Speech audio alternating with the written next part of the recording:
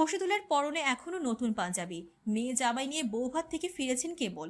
এই তো মিথিলা পলাশ দুজনই আছে। মেয়েটা এক হাত গুটিয়ে গিয়েছে ডরে। নাহিদের সূত্রে এদেরকেও চেনে, সামনাসামনি প্রথম হলেও দলবলের ছবি দেখেছিল। আবার আলিয়ার মুখে ওই দিন ভোরে সব ঘটনাও শুনেছে। পুষ্পিতা বিট্টু দুজনকে জড়িয়ে যে কুৎসা উঠেছে, নির্ঘাত সে নিয়ে কিছু করতে এসেছে মাস্তানরা। ও গড, এই ভেজালে এখন নাও ফাঁসলেই হলো। সালমা বেগমের হুট করে জ্বর এসেছে, একেবারে হাড় হিম করা জ্বর। বিছানা রেখে উঠতে না পারার ন্যায় দশা।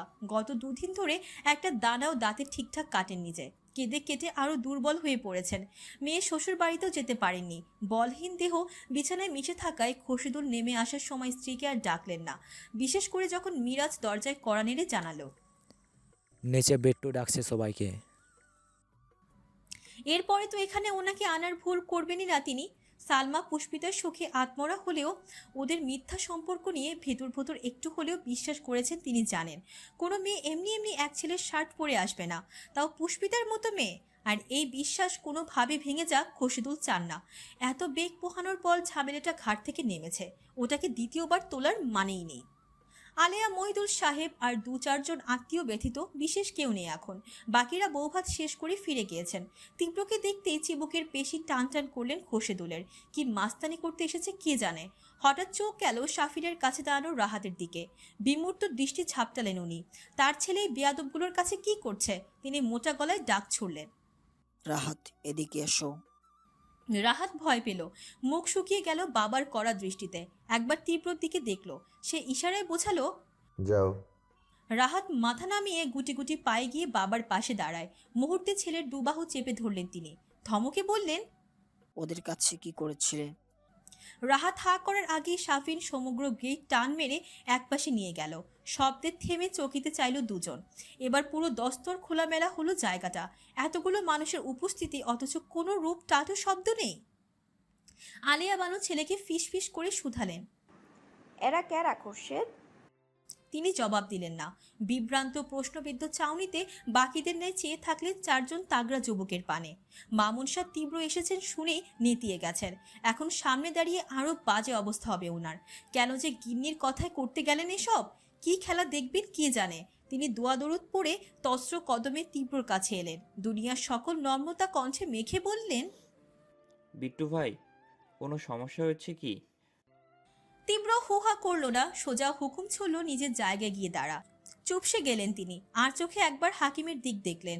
তার হাঁটুতে নীরব ভূমিকম্প নেমেছে। কপালে আজ শনি আছে তা পরিষ্কার। মামুন টলমল ভঙ্গিতে এসে বউয়ের পাশে দাঁড়ালেন। চাপা চিন্তিত গলায় বললেন, বলেছিলাম যেখানে বিট্টু মাস্তান জড়িত তা নিয়ে ঘাটতে যেও না। এখন দেখো কি হয়।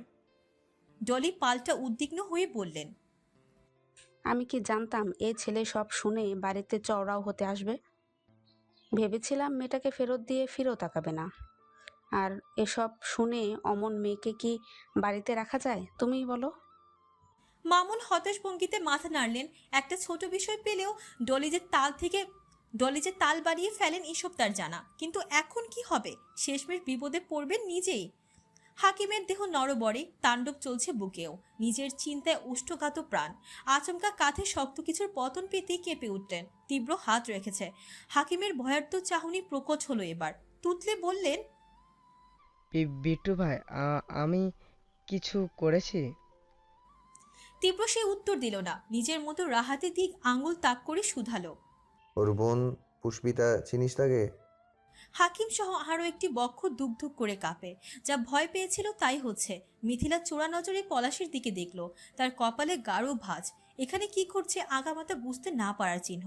মিথিলা কবজি দিয়ে নাকের ঘাম মোছে। নতুন বরের সামনে কিছু খুঁড়তে সাপ না বের হয়। হাকিম ঢোক গিললেন। নীরব দেখে তীব্র ভ্রু নাচালো। চিনিস? ভয়ে ভয়ে মাথা দোলালেন উনি। ও যে গত পরশু রাতে আমার সাথে ছিল, তোকে কে বলেছে? কেউ বলেনি? তীব্র চোখ ছোট করলো। আজব, কেউ বললো না, তাহলে তুই বুঝলি কি করে? হাকিমের কণ্ঠরোধ হয়ে আসছে। কোনো রকমে বললেন, আপনার গাড়ি থেকে নামতে দেখেছিলাম সকালে। তীব্র অবাক হওয়ার ভান করে বলল, তাই? এটাই বুঝেছিস? মানে আন্দাজ করেছিলি, এই তো? হাকিম দিশাহীন কি করবেন কি বলবেন সে নিয়ে। মিথ্যে বলেও পার হবেন না। তীব্র নিশ্চয়ই আটঘাট বেঁধে ধরেছে তাকে। এবারও আতঙ্কে মন্থর বেগে মাথা ঝাঁকালেন তিনি। তীব্র কাঁধের হাতটা নামালো, সাফিনদের বলল, শাফিন, মানুষ আন্দাজ করে কোথা দিয়ে? সে ফটাফট বলল, মাথা দিয়ে। তাহলে তো ওর মাথায় অনেক বুদ্ধি। এই বুদ্ধির জন্য ওকে একটা পুরস্কার দেওয়া উচিত না? তিনজন প্রফুল্লতায় আওড়ালো। অথচ আতঙ্কে কাঠ হয়ে এলেন হাকিম। পুরস্কারের নামে নির্ঘাত ভোগ আছে কপালে। তীব্র বলল, পুরস্কার দিলে এই কটা লোকের সামনে কেন দিব? এক কাজ কর, আশেপাশে যত লোকজন সব ডেকে আন। এই বুদ্ধির তারিফ করা তাদেরও কর্তব্য। মিরাজ মুশফিক ঠোঁট চেপে হেসে ছুটে গেল। হাকিম দরফর করতে বলতে গেল। ভাই আমি আর আগুন চোখে চাইল তীব্র। ওইখানে আটকে গেলেন তিনি। চাউনিতে ঝলসে দেওয়া ভয়ানক দাবানল দেখে একটা বাক্য উচ্চারণের স্পর্ধা পেলেন না। মিরাজ মুশফিক ফিরে গেল। হাতে জিনিসপত্র আছে। ডাকাডাকিতে লোকজন একে একে আসছে। মিনিটে ভিড় বাড়ল সেখানেকার। গেটের ওপার এপারের মাঝামাঝিতে তীব্রদের রেখে দুপাশে গাদাগাদি হলো। হাকিম অদৃশ্য হস্তে কপাল চাপড়াচ্ছেন, আহাজারি করছেন কৃতকর্মের। কেন গিয়েছিল এসব বলতে? কি দরকার ছিল আগুন নিয়ে খেলার? তার সুপ্ত হা হুতাশের মধ্যে আচমকা তীব্র ওনাকে নিজের দিক টেনে ঘোরালো। ব্যয়বাক্যহীন প্রকাণ্ড এক থাপ্পড় মারল গাড়ে। হতচকিত হাকিম টালমাটাল হয়ে ছিটকে পড়লেন নিচে। আটকে উঠল সকলে। মামুন চোখ মুখ খিচে চেহারা ঢেকে ফেললেন, যেন খুশিটা উনারই লেগেছে। যেই মাথায় এত বুদ্ধি সেই মাথায় চুল বেমানান। এই নাপিত! স্থূল কণ্ঠের ডাকে ছেলেটি নড়ে চড়ে চাইল। তীব্র হাকিমের দিকে আঙুল তাক করে বলল, মাথা ন্যাড়া গড়, কুইক। হাকিম ছটফট করে পেছনে তাকালেন। বোবা সাহায্য চাইলে মামুনের নিকট, কিন্তু সে লোকের এক পা আগানোর দুঃসাহস নেই। নাপিত ছেলেটি কম বয়সী। তীব্র আগে ভাগে বলে রাখাতে মিরাজ মুশফিক ওকে সেলুন থেকে বগল বাঁধা করে এনেছে। হাকিমের দৃষ্টি অস্থির। পেশায় ছোটখাটো হলেও মাথা ন্যাড়া করার মতো অসম্মান তো কাম্য নয়। এখন বাঁচার একটাই উপায়। মস্তিষ্কে উদয় হয় ছুটে পালানোর চিন্তা। বিধিবাম উঠতেও পারলেন না। আকস্মিক দুই পাশ থেকে ঘাড়ের দুই দিক চেপে ধরল সাফিনার মুশফিক। নড়াচড়া রুদ্ধ করে দিল মুহূর্তে। মাথার তালুতে খুঁড়ের টান পড়তেই হাকিম ঝরঝর করে কেঁদে দিলেন। সঙ্গে সঙ্গে ঠোঁটে হাসি ফুটল রাহাতের। 50-এর অধিক মানুষ দুপাশ ঘিরে। তীব্র পায়ের উপর পা তুলে পাতানো চেয়ার বসে লাইটার দিয়ে দামি সিগারেটের মাথা জ্বালায়। ধোঁয়া ওড়ে, সাথে বাতাসে ওড়ে হাকিমের অসহায়ত্ব, তার অপমানিত হবার ক্রন্দন। অশ্রুজল পিচের রাস্তায় পড়ে মিশে যায়। প্রত্যেকের মুখ ছোট করে দেখছে সেসব।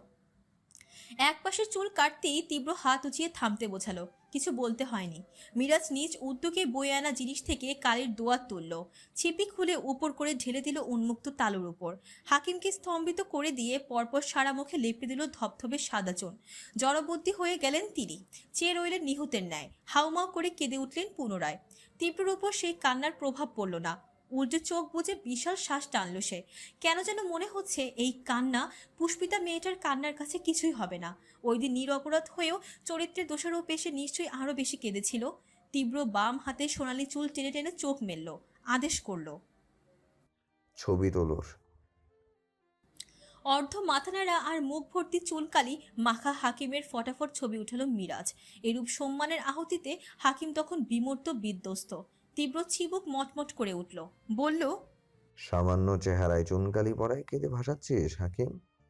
সেখানে আন্দাজ করে একটা মেয়ের চরিত্রে কালি মেখেছিলি। ভাবতে হবে তখন মেয়েটার কেমন লেগেছিল। সকলে নিস্তব্ধ রইলেও চোখ মুখ জলজল করল রাহাতের। সে খুশিতে হাততালি দিয়ে উঠল। তরিত হাত দুটো চেপে ধরলেন খোরশেদুল। বাবার চোখ রাঙানো দেখে নিবে গেল ছেলেটা। তীব্র ছট করে ঘাড় কাত করে চাইল মামুনের দিকে। অমনি কলিজা লাফিয়ে উঠল ওনার। এইবার নিজের পালা বুঝতেই ঝড়ের বেগে এসে ওর পায়ের কাছে বসে পড়লেন। হাহাকার করে বললেন, আমি কিছু বলিনি ভাই মেয়েটাকে। যা বলার সব আমার বউ বলেছে। আমি বারণ করেছিলাম, শোনেনি। আমাকে ছেড়ে দিন। ডলি বেগম দাঁত কটমট করলেন। নিজে বাঁচতে কি সুন্দর তাকে ফাঁসিয়ে দিচ্ছে। তীব্র বিরক্ত গলায় বলল, পা ছাড় শালা, না হলে এক লাথিতে মাজা ভেঙে দিব। মামুন হুমকি শুনলেও মানেনি। অমন দুহাতের মাঝে তীব্রর এক পা জোড়া বসে রইলেন। তীব্র চসূচক শব্দ করে বেজায় খারাপ হওয়া মেজাজ নিয়ে বলল, তুই পা ছাড়বি? মামুন কেঁদে ফেলেছেন। জোরে জোরে মাথা নেড়ে বললেন। তীব্র তেরা রক্তটা সক্রিয় হয়ে উঠল। সত্যি দুরন্ত এক লাথি মারল। সাহসে ঠিকরে পড়লেন মামুন। হকচকিয়ে উঠল বাকিরা। তীব্র ঝুঁকে মামুনের কলার টেনে ধরল। ত্রাসে যুবথুবু দড়ির দিক দেখলো এক পল, সদর্পে জানালো, বলল, মহিলা মানুষকে আমি কিছু বলি না, গায়ে হাত দেওয়া তো বিশাল ব্যাপার, কিন্তু তোর বউকে একটা শাস্তি না দিলে শান্তি পাবো না রে মামুন। কি দেয়া যায়? হ্যাঁ। তীব্র বা হাতে থুতনি ঘষল, নাটক করলো ভাবছে। ডলির গলবিল তখন মরুভূমি। আশপাশ চাইছেন ভীত নজরে। যেখানে বিল্ডিং এর সবার উপর তিনি ছুরি ঘোরান, সেখানে এত ভাড়াটিয়ার সামনে একে দুর্দশা আজ। তীব্র চট করে বুদ্ধি পেয়েছে, এমনভাবে বলল, মেয়েটা মানে পুষ্পিতা যদি এখানে ফিরে আসে তবে তোদের একটা ফ্ল্যাটে ওকে মাগনা রেখে দিবি, যাকে বলে বিনামূল্যে।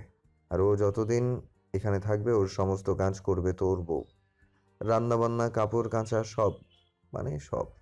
রাজি? মামুন চিন্তা ভাবনা ছাড়াই বলল। রাজি, আমি রাজি। তীব্র চাইতে ডলির শুষ্ক চেহারার মতো মাথা কাত করলেন, মিনমিন করে বললেন। আমিও রাজি।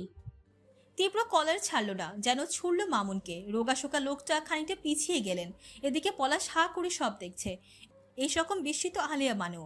তীব্রর এক একটা দর আওয়াজ, নির্বিক চিত্ত দেখে ভ্রান্ত তারা। তীব্র চেয়ার ছেড়ে দাঁড়ালো, এসে থামলো একদম খসিদুলের মুখোমুখি। তাৎক্ষণিক দৃষ্টি নামালেন তিনি। ডানে বামে এলোমেলো পাতা ফেললেন। তীব্র ভীষণ চিন্তিত কণ্ঠে বললেন, তোকে কি করা যায় বলতো?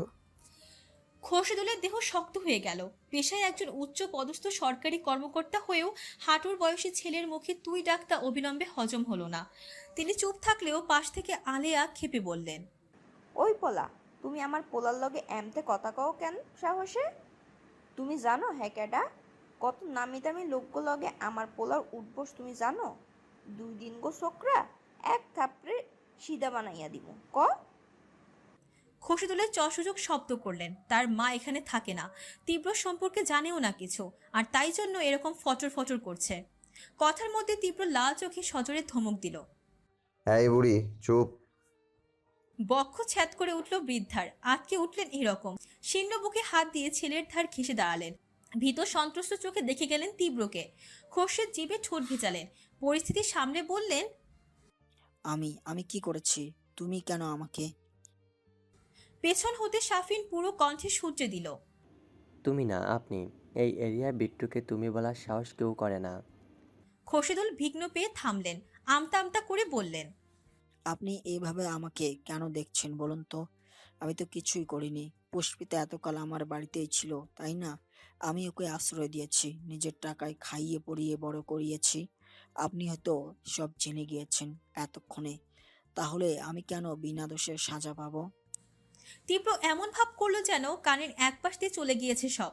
খোরশেদুলকে সম্পূর্ণ অবজ্ঞা করে রাহাতকে শুধালো। রাহাত, তোমার বাবা কিছু করেনি ওই দিন? রাহাত নিশ্চুপভাবে মাথা নোয়ালো। তার চোখ মুখ সহায়হীন। বাবার দোষ তার সামনে বলার সাহস এইটুকু বাচ্চার হবে না তীব্র বুঝলো। ফোঁস করে শ্বাস জারল সে। খোরশেদুলের উদ্দেশ্যে বলল, তুই কি করেছিস আমি জানি। বললে আব্বা বোঝার ক্ষমতা বিট্টুর আছে। এলাকার সকলের হাঁটু কাঁপানোর যোগ্যতা কারো এমনি এমনি হয় না। শুধু রাহাতের বাপ বলে তোকে কিছু বললাম না। তবে হ্যাঁ, মেয়েটা ফিরবে কি না জানি না, ধর ফিরল। আর তখন যদি আমার কানে যায় তুই আবার কিছু বলেছিস ওকে, সেদিন বিট্টু ভুলে যাবে তুই মানুষ, মনে করবে তুই ফুটবল, আমি রোনালদো। তারপর লাথাতে এ গোল পোস্ট থেকে ও গোল পোস্টে নিয়ে যাব তোকে। ঢুকেছে মাথায়? এত লোক, আত্মীয় স্বজন, ফ্ল্যাটের পরিচিত অপরিচিত মানুষ, সর্বোপরি ছেলে মেয়ে আর জামাইয়ের সামনে এমন মানহীনতা কল্পনাও করেননি খোরশেদুল। অপ্রত্যাশিত অপমানে কাটা হয়ে রইলেন। ভেতর ভেতর ক্ষিপ্ততার অনলে অঙ্গার হলেও টু শব্দ করলেন না। প্রথম দিনই সে চায়ের দোকানে বিট্টু মাস্তানে যে বায়োডাটা পেয়েছিলেন, তাতে চুপ থাকা ছাড়া কিছু করার নেই। স্বয়ং স্বরাষ্ট্রমন্ত্রীর ছেলের সামনে ওনার মতো সাধারণ মানুষের ক্ষমতা কি? বাধ্য হয়ে দাঁত চেপে হজম করলেন কথাগুলো। উত্তরে উপর নিচ মাথা নাড়লেন কেবল। শ্বশুরের এমন অপমানে পলাশ বিস্ফোরিত নয়নে তাকিয়ে পাথর বেশে দাঁড়ানো মিথিলাকে বলল। মিথিলা চাপা কণ্ঠে বলল, চুপ থাকো, তুমি একে চেনো না। তীব্র কপাল কুঁচকে শব্দের উৎস খুঁজতে তাকালো। মিথিলার সঙ্গে চোখাচোখি হইতেই ভ্রু দুটো এঁকে বেঁকে এলো এবার। কিছু মনে করার চেষ্টা করলো। মিথিলা থতমত খেয়ে আগে চোখ নামিয়েছে, কিন্তু তীব্র থেমে থাকলো না। অনিশ্চিত কণ্ঠে আঙুল উঁচিয়ে বলল, তুই নাহিদের গার্লফ্রেন্ড না? মিথিলা চমকে উঠল, থমকে গেল, চাইলো হতবম্ব গোলাকার চোখে। স্বামী, বাবার সাথে এত মানুষ, এদের মধ্যে গুন্ডাটা বেফাস কিছু বললে না শেষ। হাঁ করার আগেই তীব্র শব্দ করে হেসে ফেলল। হাসিটায় মস্তিষ্ক সহ কেঁপে উঠল মিথিলার। তাকে বিমূঢ় করে দিয়ে তীব্র উঁচু কণ্ঠে বলল, পুষ্পিতাকে আমি চিনতাম না, আগে কখনো দেখিও নি। তবে ওর সাথে যা হয়েছে তার জন্য দায়ী এই মেয়েটা, মিথিলা। সকলে বিক্ষিপ্ত। শশব্যস্ত চাউনিগুলো এসে নিক্ষেপ হলো তীব্র তর্জনের উপর। নিশানায় থাকা মিথিলার মুখ তত্র ফ্যাকাশে হয়ে আসে, বক্ষস্পন্দন রুদ্ধ ওখানেই। পলাশ আর্তনাদ করে বলল, মিরাজ বলল, যা তা না, এই মিথিলা একটা চূড়ান্ত লোভী মেয়ে। আমাদের বন্ধু নাইদের সাথে দীর্ঘদিন প্রেম করে টাকা পয়সা দামি দামি গিফট হাতিয়েছে। এই যে এই এলাকায় এসেছিল ওর কাছাকাছি থাকবে বলে, কিন্তু যে নাইদের তাকে ভালো ঘর দিয়ে সম্বন্ধ এলো, অমনি ওর সাথে ব্রেকআপ। ওদিকে আমাদের বন্ধু এর জন্য কেঁদে কেটে মরছিল। তাই আমরা চাইছিলাম একে তুলে নিয়ে নাইদের সঙ্গে বিয়ে দিতে, কিন্তু দুর্ভাগ্যবশত পুষ্পিতা মেয়েটাকে ভুলে নিয়ে গিয়েছিল। আর যখন বুঝলাম তখন ফেরতও পাঠিয়েছি, তাও একবারে অক্ষত অবস্থায়। অক্ষত মানে তোরা যা ভাবছিস তাই। যে হারামজাদা এর মধ্যে দ্বিতীয় মানে বের করবি সেটাকে সেখানেই পুঁতে ফেলবো আমি। তোদের যা বলার হয় এই গোল্ড ডিগারটাকে বল, কিন্তু ওই মেয়ের দোষ, ওকে না। তীব্র কথায় খসিদুলের পৃথিবী তুলে ওঠে। স্তব্ধ লোচনে মেয়ের পানি চাইলেন। মিথিলার চিবুক তখন গলায়, কোণঠায় মাটিতে মিশে যাওয়ার অবস্থা।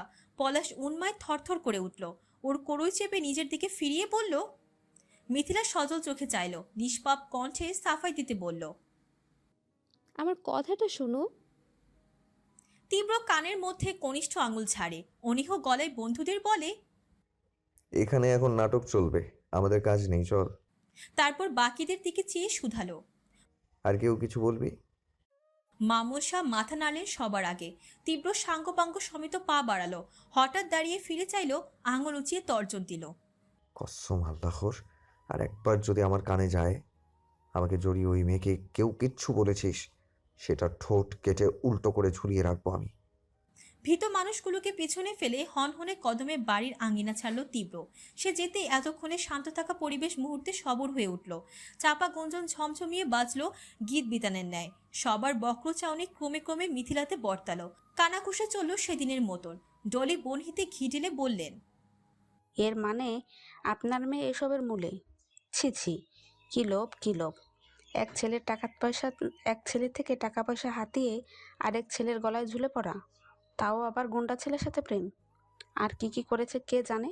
শুধু শুধু পুষ্পিতা মেয়েটাকে কথা শোনালাম ওই দিন। খসিদুল বাকরুদ্ধ।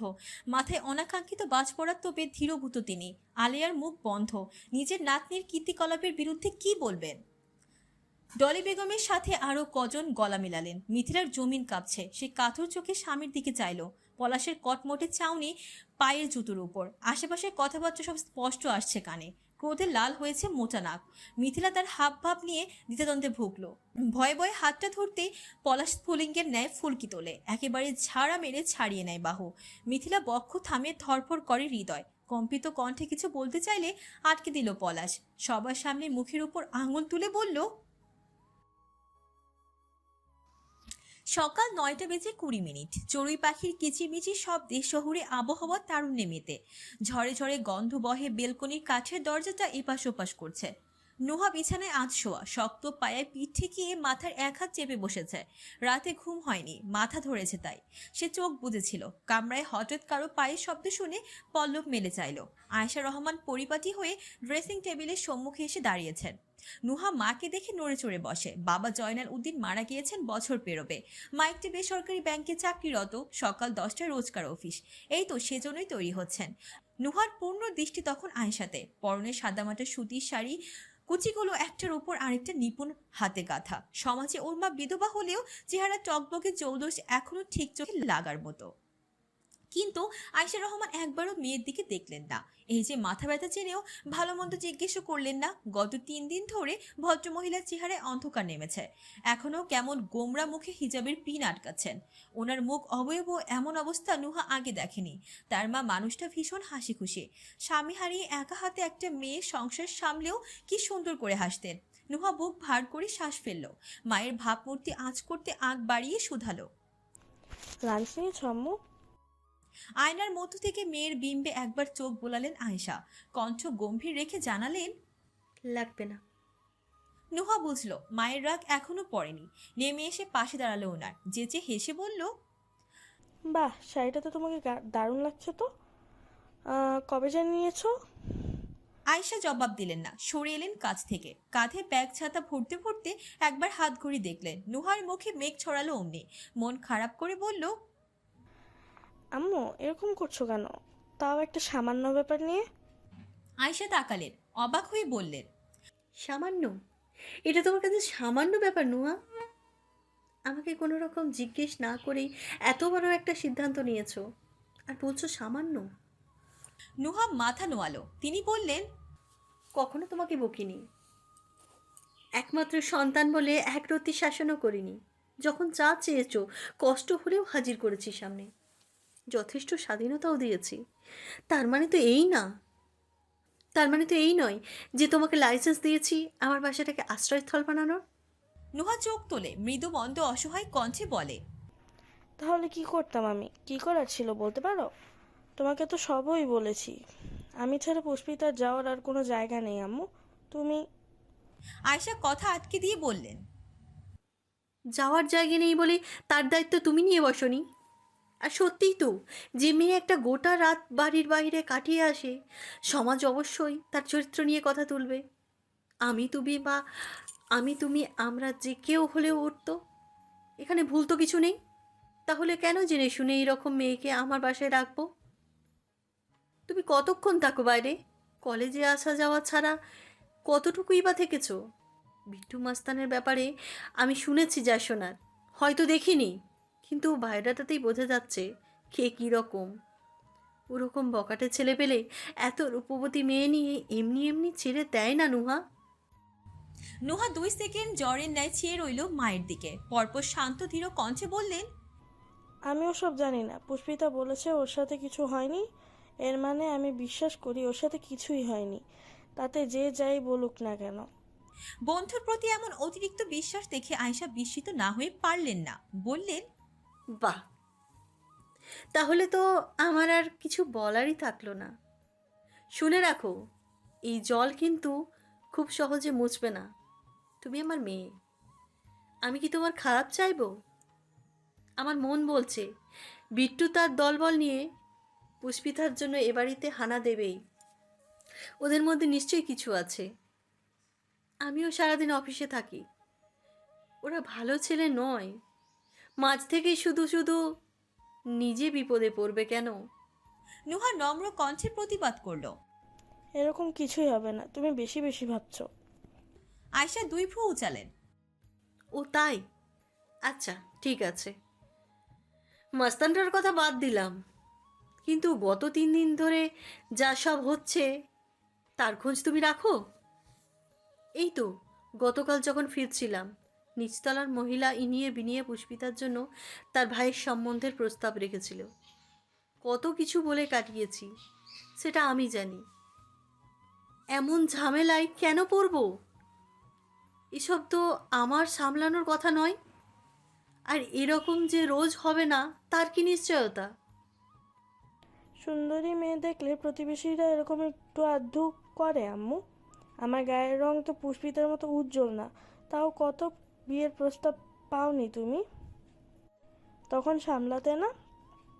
নুহা 2 পা এগিয়ে গেল, তারপর মোলায়েম কণ্ঠে বলল, পুষ্পিতার তো মা নেই আম্মু, তোমারও তো আর একটা সন্তান নেই, ওকে নিজের মেয়ে বানানো হয় না? আয়েশা কড়া কণ্ঠে বললেন, ফিল্মি ডায়লগ বাদ দাও নুহা, ভালো কথা বলছি শোনো। পুষ্পিতাকে কোনো গার্লস হোমে বা হোস্টেলে রেখেছো, দরকার পড়লে আমি নিজে সব ব্যবস্থা করে দেব, প্রয়োজনে ওর খরচও চালাবো, কিন্তু এইভাবে ওকে ফ্ল্যাটে রাখা নিরাপদ মনে করছি না। আমার জায়গায় তুমি থাকলে তুমিও করতে না। তারপর মেয়ের মাথায় হাত রেখে বললেন, কালোকে একটা ভালো দেখে হোস্টেলে রেখে আছি। নুহা সঙ্গে সঙ্গে মায়ের হাতে নামিয়ে দেয়, চড়া কণ্ঠে বিরোধিতা জানায়। না, পুষ্পিতা কোথাও যাবে না। ও তো এখানে আসতেই চায়নি, আমি জোর করে এনেছিলাম। আমি আমার বাবার মেয়ে, কথার খেলাপ আমি করব না আম্মু। পুষ্পিতার নিজের পায়ে না দাঁড়ানো অবধি ওকে আমি কোথাও যেতে দেব না। তুমি বেশি আপত্তি করলে আমিও ওর সাথে চলে যাব। আয়শা হতবাক, রেগে মেগে বললেন, যে মেয়েকে তার নিজেদের লোকেরা বাড়ি থেকে রাখে, যে মেয়েকে তার নিজেদের লোকেরা বাড়িতে রাখেনি, তাড়িয়ে দিয়েছে, তার প্রতি তোমার এত দরদের কোনো মানে হয় না। আর আমি কেন ওকে বাসায় রাখতে যাব বলতে পারো? পুষ্পিতা আমার বেস্ট ফ্রেন্ড, আর তুমি আমার মা। আমার বেস্ট ফ্রেন্ডের প্রতি আমার দায়িত্ব আছে, যেমন তোমারও আমার প্রতি দায়িত্ব আছে।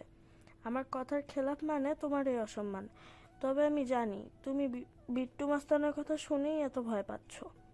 তাহলে আমার মা তো এমন নয়, তার মন আমার থেকেও বড়। পুষ্পিতাকে এত আদর করতে তুমি, একটা সামান্য ঘটনায় সেসব শেষ হয়ে গেল। আয়শা রহমান ব্যর্থ চোখে চাইলেন, যুক্তি দেওয়ার জন্যই জুৎসুই জবাব এলো না জিভে। নুহা যে গুছিয়ে তাকে দমিয়ে দিল পরিষ্কার বুঝলেন। অসহ ভঙ্গিতে বললেন, যা খুশি করো, আমি এসবের মধ্যে নেই, কিচ্ছু বলবো না আর। বলতে বলতে কাঁধে ব্যাগ ঝুলালেন তিনি। নুহা ঠোঁট চেপে হেসে বলল, কিন্তু তুমি আমাকে কিছু বললেই আমি বাবার কাছে বলে দেব, তাকে নালিশ ঠুকবো যে আম্মু আমাকে এখন আর আগের মতো ভালোবাসে না, আমার কথাও শোনে না, বাবা নেই বলে আমার সাথে রুড বিহেভ করে। আয়শা পেছন ফিরলেন, চোখ পাকিয়ে বললেন, সবসময় বাবাকে টেনে ইমোশনাল ব্ল্যাকমেল করো না, বলেছি তো যা খুশি করো। যখন একটা বিপদে পড়বে তখন সবার আগে মাকেই খুঁজবে। নুহা অমনি দুই হাতে জড়িয়ে ধরল ওনাকে, আদরে কণ্ঠে বলল, তা তো খুঁজবই, মা ছাড়া আমার আর আছেটাকে। আয়শা নিভে এলেন, নিভে গেল তার সমস্ত তেজ। মেয়ের হাসি খুশির মুখ বিপদ দেখে এক লহমায় শান্ত হলো ভেতরটা। মাতৃত্বের নিকট বরাবরই পরাজিত তিনি। কণ্ঠ কোমল করে বললেন, আর একবার ভেবে দেখো, অন্য সময় হলে আমি বলতাম না, কিন্তু যেখানে অমন গুন্ডা মাস্তানের ব্যাপার জড়িত। নুহা ততোধিক নিশ্চিন্ত কণ্ঠে বলল, আম্মু এসব নিয়ে একদম ভেবো না, পুষ্পিতাকে আমি চিনি, কিছু হলেও আমার কাছে আড়াল করতো না। তুমি এখন যাও, দেরি হয়ে যাচ্ছে। তারপর দেওয়াল ঘড়ি দেখে ভ্রু কপালে তুলে বলল, এই দেখেছো 9:50 বেজে গেছে, এখন আর 10 মিনিট যেতে পারবে? আয়শা বুঝলেন কথা বাড়িয়ে লাভ নেই, নুহা আর শুনবে না। কেন যেন জোরও করতে পারেন না মেয়েটাকে। বাপের আদরের কন্যা ছিল, হঠাৎ সে নেই। কিছু বললেই ভাবে মায়ের আদর কমে গিয়েছে, চোখে জলের ঝর্ণা নামায়, অভিমান করে না খেয়ে থাকে। ভদ্রমহিলার বক্ষপথ বিফল শ্বাসে ওঠেনামা করলো, কক্ষ ছাড়লেন নিরুত্তর। বাইরে আসতেই সামনে পড়ল পুষ্পিতা, কিছু থমকালেন তিনি, তাকালেন ভালো করে। বৃত্তাকার শুভ্রলতার মতো একটা মায়াবী মুখ, চোখ জড়িয়ে দিল কেমন। পুষ্পিতা ওড়না দিয়ে ঘাম মুছল গলার, হাতের লাঞ্চ ব্যাগটা এগিয়ে দিয়ে বলল, আন্টি আপনার খাবার। আয়শা অবাক হলেন, তুমি বানিয়েছো? না না না, বুয়া বানিয়ে রেখে গিয়েছে। আপনি ব্যস্ততায় সময় পাচ্ছিলেন না, তাই আমিই গুছিয়ে আনলাম। চামচ পানি সব এর মধ্যে দিয়ে দিয়েছি, শুধু পরিমাণটা 19-20 হতে পারে। পুষ্পিতার ঠোঁট জুড়ে স্বপ্রভিত সরল হাসি, টানা টানা চঞ্চল দৃষ্টি। অমন সাংঘাতিক দিনগুলো যে পেছনে ফেলে এলো, কোনোরূপ চিহ্নই নেই তার। আয়েশার নরম হৃদয়খানা নির্বিশেষ গলে যায়। আর যাই হোক, মেয়েটা লক্ষ্মীমন্ত। আজ তো প্রথম দেখছেন না, সেই স্কুলে যাওয়ার বয়স থেকে চেনেন। তিনি ঘাড় ফিরিয়ে একবার নুহার দিকে দেখলেন, তারপর ফোঁস করে শ্বাস ফেলে ব্যাগ হাতে নিলেন, ছোট করে বললেন, থ্যাংক ইউ। পুষ্পিতার জবাব সে মৃদু হাসিতে। আয়েশা দরজা অব্দি গেল, ফিরে চেয়ে নুহাকে বললেন, ছিটকিনি ভালো করে লাগাও, কেউ এলে আগে লুকিং গ্লাসে দেখবে, না দেখে কারোর জন্য দরজা খুলবে না। যাওয়ার সময় এই এক সতর্ক বাণী তিনি প্রতিদিন দেবেন। নুহার মুখস্থ, তাও ভদ্রের মতো মাথা কাত করে বলল, আচ্ছা। আয়েশা পুষ্পিতার দিকে চাইলেন, ইতস্তত করে বললেন, পুষ্পিতা, তুমি বাইরে যেও না, ছাদেও না, কেমন? জি। দুজন সাবধানে থেকো, খেয়ে নিও। সে অবিলম্বে জানালো। উনি যেতে দরজা লাগায় নুহা ওপর নিচ দুটো ছিটকিনি তুলে দেয়। অষ্টপুটে যুদ্ধে জেতার মিটিমিটি হাসি মাঝে নরম হয়েছে টের পেতে বাকি নেই। এখন নিশ্চয় আর পুষ্পিতার থাকা নিয়ে আপত্তি করবেন না। যাক, ওকে আর নিজের কাছে রাখতে কোনো বাধাই রইল না। তবে নুহা বুক ফুলিয়ে প্রশান্ত শ্বাস টানলো। হাসি মুখে ফিরলেও পুষ্পিতার মলিন মুখশ্রী মুছে নিল সেটুকু। তার উদাস অন্যমনস্ক চাউনি মেঝের উপর। এতক্ষণ যে হাসছিল তার লেশ মাত্র নেই। নুহা দুধারে মাথা নেড়ে এগিয়ে এলো কাছে। কাঁধে হাত রাখতেই নড়ে উঠল পুষ্পিতা। ওকে দেখে পুনর্বার অধর টেনে হাসলো। কৃত্রিম এই হাস্যবদন মন খারাপ লুকোনোর নিরর্থক প্রয়াস। নুহা ভনিতাহীন বলে বসলো, এত হেসে কাকে বোকা বানাচ্ছিস আমাকে? পুষ্পিতা ব্যস্ত হয়ে বলতে নেয়, কই আমি তো। নুহা বাধা দেয়, ফটাফট প্রশ্ন করে, আম্মু সব কথা শুনেছিস তাই তো? পুষ্পিতা থামলো, কাঁপলো ঠোঁট দুটো। বড় বড় বিষণ্ণ নেত্রদয়ের সাথে চিবুক এসে গলায় থাকে। সে বলল, তাহলে আর কষ্ট পেয়েছিস কিনা জিজ্ঞেস করে লাভ নেই, পেয়েছিস জানি। পুষ্পিতা মৃত কণ্ঠে বলল, পাইনি, আমার অভ্যেস আছে এসবের। ছোট থেকে যা যা শুনে বড় হয়েছি তার কাছে আন্টির কথাগুলো কিছুই না। তবে একটা কথা সত্যি, উনি সারাদিন বাইরে এত খাটাখাটনি করেন, এর মধ্যে আবার আমি এসে জুটলাম একটা বাড়তি ঝামেলা। নুহা চোখ রাঙিয়ে ধমক দিল, চুপ কর, একদম তোর আলু মার্কা খালুর মতো কথা বলবি না। আম্মু কিন্তু একেবারেই ওভাবে বলতে চায়নি। আসলে হয়েছে কি, উনি ভয় পাচ্ছেন তুই কত সুন্দর, এলাকার ছেলেরা যদি তোকে দেখে দরজা জানালা ভেঙে ঘরে ঢুকে যায় কি হবে? নাক মুখ কুচকে চাইল পুষ্পিতা। নুহা দুষ্টু হেসে চোখ টিপতে বিরক্ত গলায় বলল, ধুর, সব সময় খালি বাজে কথা। নুহার ভাবমূর্তি গুরুতর করে বলল, বাজে কথা? কোন দিক দিয়ে এটা বাজে কথা? যখন ওরকম হবে না তখন মিলিয়ে দেখিস। পুষ্পিতা অতিষ্ঠ হয়ে বলল, থাক ভাই, আর বুঝতে হবে না। এই তোর না মাথা ব্যথা ছিল, কমেছে? একটু একটু আছে। কড়া করে চা বানাবো, খাবি? সপ্রবৃত্ত প্রস্তাবখানা নুহা তজ্জ নাকচ করে বলল, না আমি বানাবো। পুষ্পিতা দ্বিধাদ্বন্দ্বে ভোগে। কেন, আমারটা ভালো হয় না? হয়, কিন্তু তাতে আমার লাভ কি? আমাকে শিখতে হবে না? আরে যদি ভালো চা না বানাই তাহলে তো বিয়ের পরে বিপদে পড়বো। শ্বশুর শাশুড়ির মন জয় করতে হবে না, না হলে তো পরের দিনই বাড়ি থেকে ফেরত পাঠিয়ে দেবে। তুই তো আর সেখানে গিয়ে চা বানিয়ে দিবি না। ওই জন্য আমাকেই আগে ভাগে এসব রক্ত করতে হবে, বুঝলি? পুষ্পিতা হেসে ফেলল, মস্তক নেড়ে চেড়ে বলল, বাবা, কত চিন্তা মেয়ের। আচ্ছা ঠিক আছে, যা। নুহা মুচকি হাসে, ভিতর ভিতর ভীষণ তুষ্টিতে লুটিপুটি খায়। যাক, মেয়েটা এবার জোর করে হাসিনি, দ্বিগুণ রষ্টতায় চপল খায় রান্নাঘরের দিকে এগোলো সে।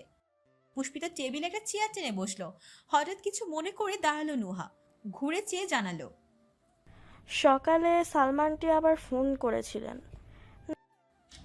পুষ্পিতার একটু আগে সদ্য ফোটা হাসি মুহূর্তে শেষ। উদ্বিগ্ন হয়ে শুধালো, বলিসনি তো আমি এখানে? না, যা ইমোশনাল ব্ল্যাকমেল করে রেখেছিস এরপর আর সাধ্য আছে আমার?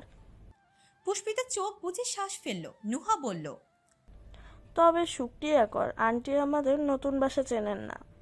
আম্মুর নম্বরও ওনার কাছে নেই, না হলে এতদিনে ঠিক জেনেই যেত তুই এখানে। পুষ্পিতার মলিন স্বর, জানে না বলেই তো এখানে এলাম। আন্টি খুব কাঁদছিল জানিস, বারবার অনুরোধ করছিলেন যে তুই থাকলে জানাই। আমার এত খারাপ লাগছিল মিথ্যে বলতে। পুষ্পিতার বিষাদটুকু হুড়হুড়ে বেগে ফেরত আসে। সমগ্র আঁদল জুড়ে অদৃশ্য ব্যথার অসিত দাগ। হীরক চূর্ণে জলরাশি সেকেন্ডে ছাপিয়ে ফেলে কোঠর। ভেজা কণ্ঠে বলল, আমি জানি মনির রাহাত আমার একটা খোঁজ পাওয়ার জন্য কতটা ছটফট করছে। আমি বুঝি। আমি কি কম কষ্ট পাচ্ছি বল? জন্মের পর মনিকে ছাড়া কখনো থাকিনি। রাহাতটা রাতে না খেয়ে ঘুমায়, জোর করে ওকে তুলে খাইয়ে দিতে হয়। মনির কোমরে ব্যথা, নিচে বসে কাজ করতে পারে না।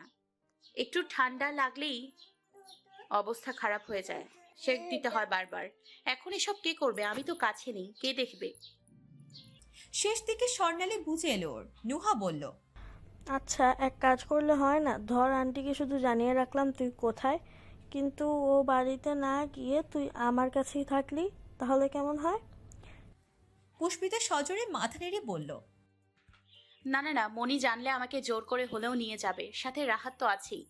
তারপর আবার খালুজানের সঙ্গে সেই একই অশান্তি। ওদের তো ভালোবেসে বিয়ে। আর যাই হোক, খালুজান মনিকে প্রচণ্ড ভালোবাসেন। আমি ব্যতীত অন্য কিছু নিয়ে কোনো ঝামেলা, কোনোদিন ঝগড়া হয়নি দুজনের। সবকিছুর মূলে সবসময় আমিই ছিলাম। আর সেদিনকার সবটুকু তো তুই নিজেই শুনেছিস, দেখেছিস। ওখানে যাওয়ার মানে পুরো বিল্ডিংয়ের মানুষ আমার উপর ছি ছি করবে, খালুজানের সম্মান নষ্ট হবে, ফ্ল্যাটটাও ছাড়তে হবে আমার জন্য।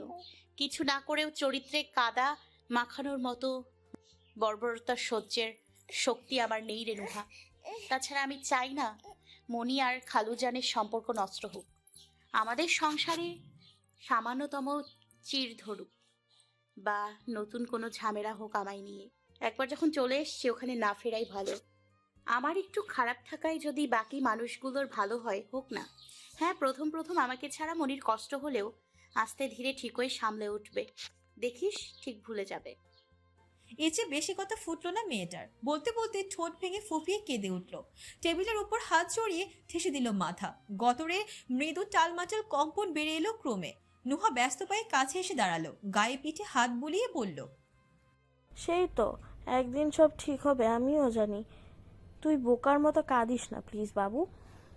পুষ্পিতা মাথা তুলল, এইটুকুই মুখ বিবর লালচে, যেন চামড়া ফেটে রক্ত আসবে ভাব। বৃহৎ অক্ষিপথের সমুদ্র জলের উত্তোলন। নুহা যেন এক নিরাপদ স্মরণ। পুষ্পিতার পেল্লব দুই বাহু কেমন ঝড়ের বেগে হামলে ধরল তার সরু কোমর। কান্নার শব্দ আর চেপে নেই। চিকন কণ্ঠ ফোড়ে তারা বেরিয়ে এসেছে বাইরে। কেমন হাহাধ্বনিতে বলল, আমার বুকটা জ্বলে যাচ্ছে নুহা, দম বন্ধ লাগছে। আমি মনিকে ছাড়া কি করে থাকবো? রাহাতকে ছাড়া বাকি দিন কিভাবে কাটবে আমার? কেন মনি আমার নিজের মা হলো না বলতো? তাহলে তো পৃথিবী ধ্বংস হলেও ওদের থেকে আলাদা হতে হতো না আমাকে। কেন অধিকার বোধের এমন সস্তা বেরিতে আটকে গেলাম আমি? সব সময় আমার সঙ্গেই কেন এরকম হয়? নুহার চোখেও জল বাম হাতে মুছে বলল, আল্লাহ পরীক্ষা নিচ্ছেন পুষ্পিতা। পরীক্ষা শেষ হলেই দেখবি তোর সব দুঃখ শেষ। আমার মন বলছে খুব শীঘ্রই একটা শখের প্রজাপতি নিজে উড়ে এসে তোর দরজায় দাঁড়াবে। একটু থেমে বলল, আর তাছাড়া এই তো অল্প কটা দিন, সামনে মাসেই তো আম্মুর বদলি হচ্ছে না, গাজীপুরে শিফট হচ্ছি তো। তারপর একটা নতুন জায়গায় যাব আমরা, নতুন করে কত মানুষকে চিনব, ভার্সিটিতে ভর্তি হব, পড়াশোনায় আবার ব্যস্ত হলে তুইও ঠিক নিজেকে সামলাতে পারবি। পুষ্পিতার জবাব এলো না। তার শরীর ভাঙছে, গলায় হু হু আওয়াজ। নুহা আঁচলে ওর ভেজা মুখ তুলল, আজও গাল থেকে অশ্রু মুছিয়ে বলল, এমন চাঁদের মতো মুখে কি জল মানায়? আমি কিন্তু তোর কান্না দেখতে বসে নেই। আমার সাথে থাকতে হলে সবসময় হাসতে হবে। একটু আগে যেমন হাসছিলি অমন, বুঝছিস? মাথা নেড়ে হেসে বল, হ্যাঁ বুঝেছি। কি হলো বল? নুহা চোখ পাকিয়ে তাকাতে দেয়। তার মুরব্বিয়ানায় পুষ্পিতা স্বল্প হাসল, আদেশ মেনে বলল, বুঝেছি। এই তো ভালো মেয়ে, বস, আমি চা বানিয়ে নিয়ে আসি এক্ষুনি। নুহার যাওয়ার দিক থেকে চোখ ফেরালো পুষ্পিতা। সালমা বেগম আর রাহাতের নিষ্পাপ মুখটা মানুষপথে ঘুরে ফিরে ভাসছে। অচিরে চক্ষুকোচর ভরে ওঠে, ফোঁটা ফোঁটা বৃষ্টির ন্যায় গাল বেয়ে নামে, বুকটা দুভাগ হয়। একবার ওদের কাছে যাওয়ার তৃষ্ণায় অন্তপথ হাহাকার মাতে। তারপর কানে বাজে সেদিন ভোরের প্রতিটা কথা, প্রতিটা দৃশ্য, এক একটি মানুষের ছুঁড়ে দেওয়া সেসব তিক্ত বিষাক্ত বাক্যবান তীক্ষ্ণ গতিতে এসে মস্তিষ্কে বেঁধে। দুশ্চরিত্রা কলঙ্কিনী শব্দগুলো মনে করতেই পুষ্পিতা চক্ষু পল্লব খিচে নিল, মর্মাহতের ন্যায় ঢোক গিলল। ওই দিন সে বেরিয়ে এসেছিল বাড়ি থেকে, উন্মাদের ন্যায় ছুটেছিল দিগদশা ভুলে। অথচ কোথায় যাবে, কি করবে কিচ্ছু জানতো না। নুহা যে একইভাবে পেছন পেছন আসছিল তাও খেয়াল করেনি। মেয়েটা জোড়াজোড়ি করে ওকে নিয়ে এলো এখানে। কিন্তু আয়েশা রহমান হয়তো খুশি হননি, অবশ্য না হওয়ারই কথা। সব শুনে যেখানে তার নিজের লোকেরাই বিশ্বাস করলো না, সেখানে আয়েশা রহমান তার রক্তের ধারে কাছে নয়। ওনার জায়গায় উনি একদম সঠিক। পুষ্পিতা আহত শ্বাস টানলো। সামনে ভার্সিটিতে ভর্তি হতে হবে। সারা জীবন মনি এত দুর্ভোগ পুহিয়েও ওকে পড়িয়েছেন। জীবনে যত উচ্চান আসুক, এই লেখাপড়া যে কোনোভাবেই ছাড়া যাবে না। যাই হয়ে যাক, মনির মান রাখতে হবে। কিন্তু অনার্স পড়া যে অনেক টাকার ব্যাপার, অথচ এই মুহূর্তে একজোড়া হাত পা ব্যথিত একটা কানাকড়িও নেই ওর কাছে। কোথায় পাবে জানে না, শুধু জানে এখন একটা কাজ জোগাড় করা খুব জরুরি। কিন্তু কি কাজ করবে? এত অল্প লেখাপড়ায় কোনো চাকরিও তো জুটবে না। টিউশনই একমাত্র উপায়, অন্তত সেমিস্টার ফিটুকু জোটাতে পারলেই চলে যাবে। পুষ্পিতা বিরস চোখে সাদা দেওয়াল দেখলো। অতীত যেমন তেমন হলেও ভবিষ্যৎটা যে ওর ভীষণ লড়াইয়ে। আচ্ছা, এই লড়াইয়ে সে পারবে তো টিকতে? প্রতিদিনকার মতো এক ঝাঁক সাঙ্গপাঙ্গ নিয়ে বসে তীব্র। পুরনো দোকানের ভেতর ক্যারামের বোট বসেছে তাদের। দশাধিক যুবকের জটলা, গুটিতে টোকা দেওয়ার এক একটি উৎকজ আওয়াজ। হই হট্টগোল সহ শব্দ স্বাভাবিক রইলেও শাফিন স্বাভাবিক নেই। সে কিছুতেই ঠিকঠাক হতে পারছে না। ভয়াবহ অনুশোচনার ভেতর পড়ছে। এমন উৎসুক মেজাজে বন্ধুদের সাথে খেলতেও বসেনি, কিন্তু এরকম কখনো হয়নি। কত লোককে মারলো, দোকান ভাঙলো, অকারণে বিপদে ফেলে নাকানি চুবানি খাওয়ালো, তাও এরূপ খারাপ লাগেনি। মেয়েটা এতিম, অসহায় জেনেই হয়তো পরিতাপের মাত্রা এত প্রগাঢ়। শাফিন আর চোখে একবার তীব্রকে দেখলো। অগোছালো সোনালি চুলের ছেলেটা কি মাত্রা অতিরিক্ত নিরুত্তাপ। বরাবরের মতো অধর চলছে দিচ্ছে এক টুকরো আগুনে, চোখে মুখে ধীর লহরী। শাফিন আশ্চর্য না হয়ে পারছে না, তীব্র এত ঠান্ডাভাবে বসে কি করে। গতকাল যে কাণ্ড ঘটিয়ে এসেছে, বাবারে বাবা, আপাতত কয়েক মাস পাড়ার সড়ক থাকবে এ নিয়ে। অথচ দেখো তার নিজের অবস্থা, যেন সব ভাবনা ওর একার। তীব্রর মতো নিরুৎসাহিত চেহারাটা, এই টাইট গম্ভীর্য, এসব ওর কেন নেই? শাফিনের ধৈর্য বাঁধ ভাঙে। চুপ থাকা দুরূহ লাগে, আর একদণ্ড এভাবে বসে থাকা অসম্ভব। জোরালো উস্কুস সমেত তীব্রর কাছে এসে থামলো সে। রোয়েশ হয়ে বলল, একটা কথা বলবো? তীব্র স্ট্রাইকে টোকা দেয়। সাদা গুটিটা রকেট বেগে গড়িয়ে পকেটে ঢোকে। জানতে চায় কি? তার চিন্তিত কণ্ঠের বান ছুটল। পুষ্পিতা মেয়েটা কোথায় গেল? কোথায় গেল সেটা কি আমি জেনে বসে আছি? তুই যেখানে আমিও সেখানে। কর্কশ কণ্ঠটাই দমে যায় শাফিন। মিনমিন করে বলল, না, তা ঠিক আছে। আসলে আমার এত খারাপ লাগছে, কাল থেকে রাতে ঘুমও হয়নি। মুশফিক ফোরন কেটে বলল, তা হবে কি করে? রূপসী মেয়ের চ্যাপ্টার বলে কথা। শাফিন চিতে বলল, চুপ শালা, মানছি আমি খারাপ, কিন্তু এতটাও নয়। তীব্র বলল, তাহলে সর এখন, খেলছি, বিরক্ত করিস না। শাফিন সরল না, এক চুলও নড়ল না অব্দি। উল্টে স্থূল স্থূল প্রস্তাব রাখলো, আচ্ছা, আমরা মেয়েটাকে খুঁজতে পারি না? তীব্র চোখা নেচে চাইলে বলল, না মানে ভুলটা তো আমাদেরই ছিল। মিনাজ কথাটা সূর্য দিয়ে বলল, আমাদের না, বলো ভুল আমার, মানে তোর। ভালো করে দেখে শুনে কাজটা করলে আজ এমন হতো। হয়েছে রে ভাই, এক কথা আর কতবার বলবে? যতবার তুই ভুলভাল বলবি ততবার। শাফিন মুখ ছোট করে বলল। শাফিন ফুলকো লুচির ন্যায় ফুঁসে ওঠে, জবাব দিতে চেয়েও থামে। তীব্রর দিক চেয়ে বলে, দেখ বিট্টু, মাস্তান বকাটে যাই হই, একটা বিবেক তো আছে। সামনের শনিবার আমার ফ্লাইট, এর মধ্যে একবার মেয়েটাকে খুঁজলে ভালো হয় না? অতটুকু মেয়ে, সাথে এতিম, নিজের কেউ নেই শুনে আমার কেমন কেমন লাগছে ভাই। তীব্র নিরুত্তর। ময়দা ছড়ানো কাছের বোঝে মন্থর তার হস্তগতি। সবাই ওর উত্তরের আশায় যে। শাফিন বুঝল না কথাটা তীব্র শুনেছে নাকি শুনেনি। নিশ্চিত হতে শুধালো, খুঁজবি? আঙ্কেলের সোর্স লাগালে হয়তো খুব সহজে পাবো, বা ওর পরিবার থেকে ওর একটা ছবি। মাঝপথে অনীহ থমথমে জবাব এলো। দরকার নেই। শাফিন উৎকণ্ঠিত হয়ে বলল, কিন্তু এটা কি উচিত হবে? আমাদের জন্যই তো। উচিত অনুচিত নিয়ে মাস্তানরা ভাবে না। কাল যা করেছি ওটাই অনেক বেশি। তাছাড়া তোর ইচ্ছে করলে তুই খোঁজ, আবার সময় নেই। পরপর গোলাকার স্ট্রাইক ঠেলে দিল সে। দরজা অবধি যেতেই মিরাজ বলল, কে রে, খেলবি না? কই যাস? তীব্র চেপে উঠেছে। যেতে যেতে ক্ষুদ্র জবাব দিল, কাজ আছে। তার ছুটে যাওয়া লাল জিপের দিকে চেয়ে রইল সাফিন। এই ভর দুপুরে ওর কি কাজ মাথায় ঢোকেনি। এমনিতে তো মন্ত্রীর কথা এলে আড্ডা রেখে নড়ে না সে, চসূচক শব্দ করলো। তীব্র না চাইলে এত বড় শহরে একটা মেয়েকে একা খুঁজবে কিভাবে? না আছে দলবল, না আছে ক্ষমতার বাপ। কিন্তু একটা বিষয় নিয়ে নিশ্চিত সাফিন, গতকালের পর তো ধরেই নিয়েছিল তীব্র নিজ উদ্যোগে পুষ্পিতাকে খুঁজতে নামবে। নিচে না নামুক, অন্তত কিছু একটা করবে এ নিয়ে। এখন তো রীতিমতো ধারণার পাশে উল্টে গেল তার। মুশফিক ওর কালো মুখ লক্ষ্য করে বলল, আমাদের মন খারাপ করে লাভ নেই বুঝলি। বিট্টু যখন চায় না এসবে জড়াতে তখন বাদ দে। আর ঠিকই তো, কাল যে অত কিছু করলো ওসবই বা কজন করবে। মিরাজ ভাবুক কণ্ঠে বলল, কিন্তু ও কি এসব রাহাতের জন্যই করেছিল নাকি অন্য কিছু? তোদের কি মনে হয়? বাকিরা চিন্তায় পড়লো এবার। সত্যিই তো, তীব্র ওসব করার কারণ কি শুধুই রাহাত? খোরশেদুল পরিশ্রান্ত ভঙ্গিতে বসার ঘরে কেদারায় বসলেন, চোখে মুখে অপার ক্লান্তি। সবেমাত্র হাসপাতাল থেকে ফিরলেন, বিকেলে আবার অফিসে হাজিরা দিতে যেতে হবে। ওদিকে ক্যাটারিং এর বাকি টাকাও দেওয়া দরকার। কখন না কখন লোক পাঠায় তারা। এই বয়সে এত ছুটাছুটি শরীরে আর সইছে না। গতকাল থেকে একটা না একটা বিপর্যয় নেমে আসছে কাঁধে। সব তো ভালোই চলছিল, একমাত্র মেয়ের বিয়ে অনুষ্ঠান, পুষ্পিতার বিদায় হওয়া, মাঝখান থেকে অভদ্রগুলো এসেই সব কেমন বানচাল করে দিয়েছে। কাল সবার সামনে মিথিলাকে রেখে চলে গিয়েছে পলাশ। প্রথমে তিনি ভেবেছিলেন রাগ করেছে, মাথা ঠান্ডা হলে নিজেই ফিরবে, কিন্তু সে ছেলে ফেরেনি, এমনকি ফোন অবধি ধরছে না। এদিকে সমস্ত বিদিকের লোকজন মিথিলাকে কটু কথা শোনাতে ব্যস্ত। দেখছেও বাঁকা তুচ্ছ চোখে। তার উপর স্বামীর অমনভাবে রেখে যাওয়ায় হাসি ঠাট্টায় সুবিধা হয়েছে ওনাদের। সালমা বেগমের প্রেশার হাই, ভোরের দিকে ওয়াশরুমে গিয়ে পা পিছলে পড়েছেন। অসাবধানতায় স্টিলের ট্যাপে মাথা ঠুকেছে, রীতিমতো গল গল করে রক্ত বের হয়েছে ক্ষত থেকে। বাড়িতে তখন অল্প কজন, সকলে দিশেহারা হয়ে ওনাকে নিয়ে হাসপাতালে ছুটেছেন। দুর্বল সালমা বেগম এখন ভর্তি সেখানে, স্যালাইন চলছে পচাপচ। আলিয়া, বানু, মহিদুল সাহেব সবাই ওখানেই আছেন। খোরশেদুলের সবকিছু কেমন বিষাক্ত লাগছে। মেয়ের বিয়ে হলো না 2 দিন, এর মধ্যে এরকম একটা জঘন্য কাণ্ড। তাও জামাইয়ের সামনে অসভ্যগুলো যাতা শুনিয়ে গিয়েছে। মান ইজ্জত কিছু অবশিষ্ট নেই।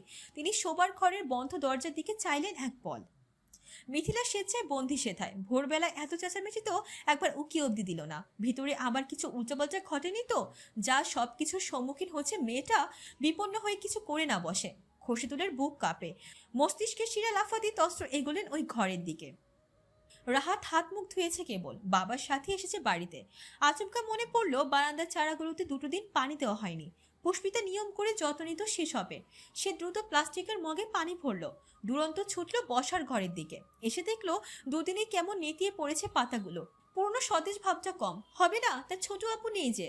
সে সযত্নে সবগুলোতে পানি ঢালে। আকস্মিক রাস্তা হতে উৎকট শব্দ, হর্ন বাজলো গাড়ি। একবারের জায়গায় বেশ কয়েকবার। না চাইতো ছেলেটার মনোনিবেশ ঘুরে যায় সেদিকে। সহজভাবে চাইলেও উন্মুক্ত জিপে বসা তীব্রকে দেখতে দৃষ্টিচোখর প্রকট হয়ে আসে। তীব্র হাত নাড়ল, ইশারায় নেমে আসতে বোঝালো ওকে।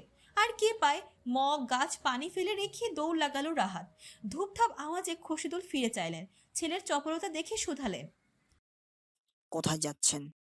রাহাত বিলম্বহীন গড়গড় করে বলল, গাছে পানি দিতে গিয়ে মগটা নিচে পড়েছে আব্বু, নিয়ে আসি। যাও। রাহাত বেরিয়ে গেল দূর খুলে। খোরশেদুল এই সামান্য ব্যাপার নিয়ে ভাবলেন না। দুশ্চিন্তাগ্রস্ত মেজাজে নিজের কাজে এগোলেন। তীব্র জিপ দালানের একটু সামনে দিয়ে থামিয়েছে, যাতে হুট করে রাহাতের পরিবারে কেউ না দেখে ফেলে। দেখলে অবশ্য ওর কিছু হবে না, ছোট ছেলেটা ভুগবে। রাহাত যেন হাওয়ার বেগে এলো, গাড়ির কাছে এসে থামলো। হাঁপাতে হাঁপাতে বলল, আপনি? তীব্র সিটের নিচ থেকে জলের বোতল বের করে এগিয়ে দিল। রাহাত মাথা নাড়ল দুদিকে, বোঝালো লাগবে না। সে রেখে দিল আগের স্থানে। রাহাত একই প্রশ্ন আবার করল, উত্তেজিত সে। ভাইয়া আপনি এখন এখানে? তীব্র ভু উঁচিয়ে শুধালো, ছোট বুকে ফেরত চাই। ক্ষুদ্র চেহারা সবটুকু ছলকে উঠল সবেগে। প্রত্যাশার কিরণ প্রতি পড়তে ছড়ালো। বিদ্যুৎ গতিতে ঘাড় ঝাঁকালো রাহাত। চাই মানে 100 বার চাই। তীব্র দরজা খুলে দিল। বসো। আপনি কি আপুর খোঁজ পেয়েছেন? ভারী কণ্ঠের শান্ত উত্তর। ওঠো বলছি। বিভ্রান্ত রাহাত উঠে বসলো। তীব্র হুইল ঘোরাতে ঘোরাতে বলল, তোমার আপুর কলেজ চেনো? না। নাম জানো? হ্যাঁ। রাহাত সারাটা পথ ছটফট করলো। ব্যগ্রচিত্তে বসে থাকা কঠিন। তীব্র কোথায় নিয়ে যাচ্ছে কিচ্ছু জানে না, শুধু চাইছে গেলেই যেন পুষ্পিতাকে পায়।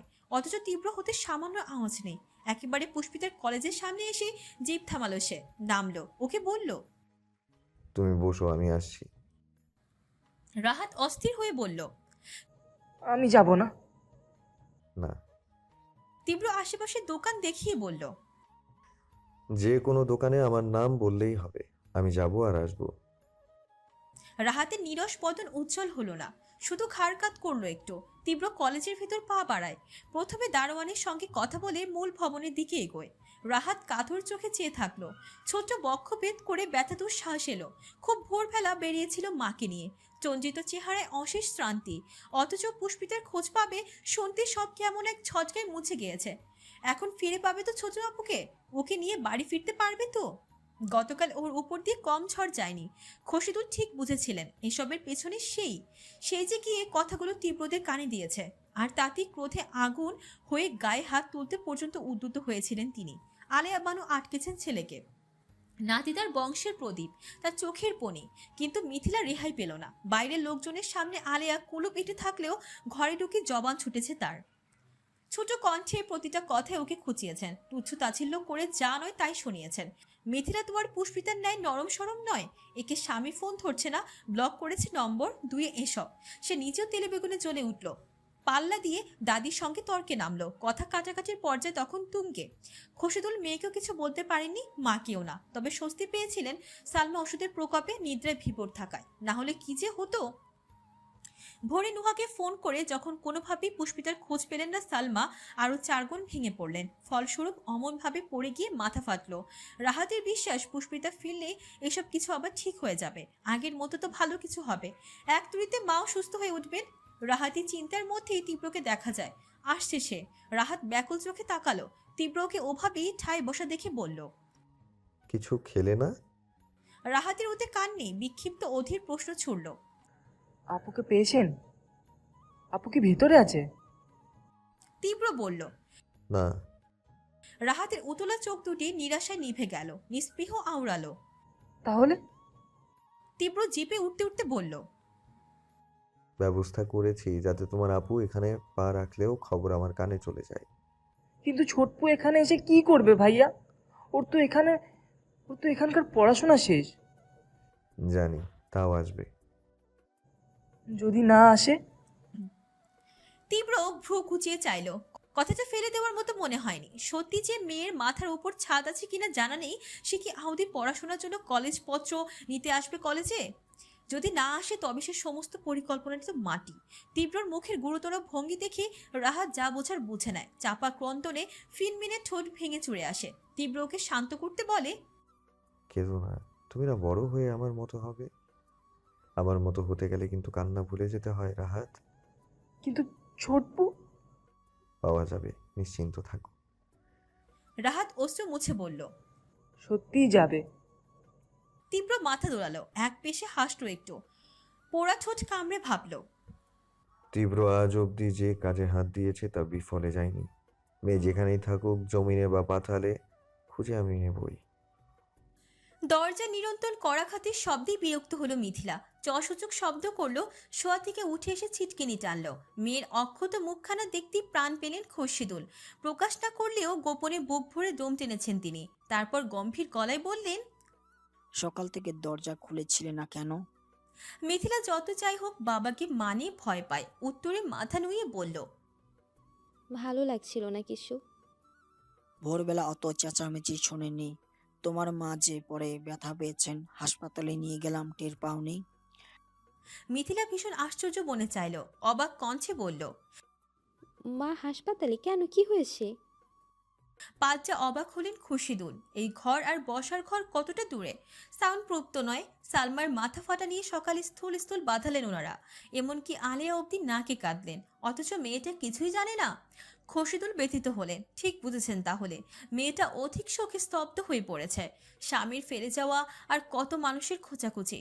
তার মেয়ে বড় আদুরে আহ্লাদে মানুষ। এরকম পরিস্থিতিতে কি কখনো গিয়েছে? খসিদুলের মায়া হলো। পিতৃসুলভ মমতার চাউনি উপচে এলো দু চোখে। এখন মায়ের কথা শুনলে মেয়েটা এর উপর আবার আরেক চিন্তায় পড়বে। থাক বরং। মিথ্যে বললেন। তেমন কিছু না, দুর্বল, স্যালাইন দিচ্ছে। মিথিলার ছোট জবাব। ওহ। প্রসঙ্গ পাল্টাতে বললেন খোরশেদুল। পলাশের সঙ্গে কথা হয়েছে। অচিরেই মুখে মেঘ জমল মিথিলার। আগের থেকেও ভার ভার স্বরই জানালো। না। ফোন করেনি? মিথিলার বলতে খুব লজ্জা লাগছে, তাও জানালো। করেছিলাম, আমাকে ব্লক করে দিয়েছে। খোরশেদুল এবার সোজাসুজি শুধালেন। ওই বখাটেগুলো যা যা বলে গেছিল সব সত্যি? মিথিলার চিবুক গলার কাছে ছিল এতক্ষণ। প্রশ্নটা এবার গলা ফুঁড়ে বেরিয়ে যাওয়ার প্রয়াস জানালো। যথাযথ উত্তর দিতে ব্যর্থ সে। মিথ্যা বলতে গেলেও সুনিশ্চিত ধরা পড়বি, চুপ করে থাকলেও বিপদ। কোন দিকে যাবে, কি বেছে নেবে? বিয়ের দুদিনের দিন মানুষ ঘুরে ফিরে শহর ছাপিয়ে ফেলে, আর সে কিনা এসব প্রেম ট্রেম নিয়ে পুরনো কাসুন্দি খাটছে। মিথিলার রাগের সবটুকু চড়া হলো নাহিদের উপর। কোন কুলক্ষণে বলটের সাথে সম্পর্কে গিয়েছিল কে জানে। নিজেও ভালো থাকবে না, ওকেও ভালো থাকতে দেবে না, সামনে পেলে চড়িয়ে লাল করে দেবে একদম। খোরশেদুল মেয়ের হাব ভাবে যা বোঝার খুঁজে নিলেন। হতাশ হলেন ভীষণ, আক্ষেপ জানিয়ে বললেন। তোমার থেকে আমি এসব আশা করিনি মিথিলা। ওরকম একটা মাস্তানের বন্ধু তো মাস্তানি হবে। কি রুচিহীনের মতো কাজ করেছো, ছি ছি। আজ সব মানিজ্জত এইভাবে জ্বলে ডুবলো আমার। মিথিলা আর্ত চোখে তাকায়, ভিজা স্বরে বলে। আব্বু প্লিজ, এ নিয়ে কাল থেকে সবার উল্টাপাল্টা কথা শুনছি, অন্তত তুমি ওসব বলো না। খোরশেদুল লম্বা শ্বাস ছাড়লেন, বললেন। ঠিক আছে, ব্লান্ডার যা করার তো করেই ফেলেছো। এখন কিভাবে কি ঠিক করবে কিছু ভাবলে? মিথিলার কালো চেহারা দুপাশে মাথা নাড়ল। সে কাল থেকে ভেবেছে, কিন্তু কোনো সুরাহা করতে পারেনি। পলাশ এত শক্ত মানুষ, সে কি বলে ওকে বাগিয়ে আনা যাবে, মস্তিষ্কে ধারালো বুদ্ধিটা কোনো মতেই আসেনি। খোরশেদুল বললেন। তাহলে আমি যা বলছি শোনো। পলাশের সঙ্গে যোগাযোগের চেষ্টা করো, হাল ছেড়ো না, চেষ্টা করতেই থাকো। তোমার নাম্বার ব্লক করলে অন্য নাম্বার থেকে কল দাও। এইভাবে বিয়ের পর দিন বউ ফেলে রাখা তো ভালো নয়, কথা নয়। তাও একটাই নর্মাল ইস্যু নিয়ে এত রিয়েক্ট করবে কেন? খোরশেদুল বললেন। মিথিলা দুঃখ ভারাক্রান্ত কণ্ঠে বলল। ও মনে হয় আর আমাকে ফিরিয়ে নেবে না আম্মু। খোরশেদুল শক্ত কণ্ঠে বললেন। ফিরিয়ে নেবে না বললেই হলো? এটা কি মগের মূল্য পেয়েছ? দেশে আইন কানুন বলে একটা আছে, ভালোই ভালোই আসতে বলো, না হলে আমিও অন্য ব্যবস্থা নিব।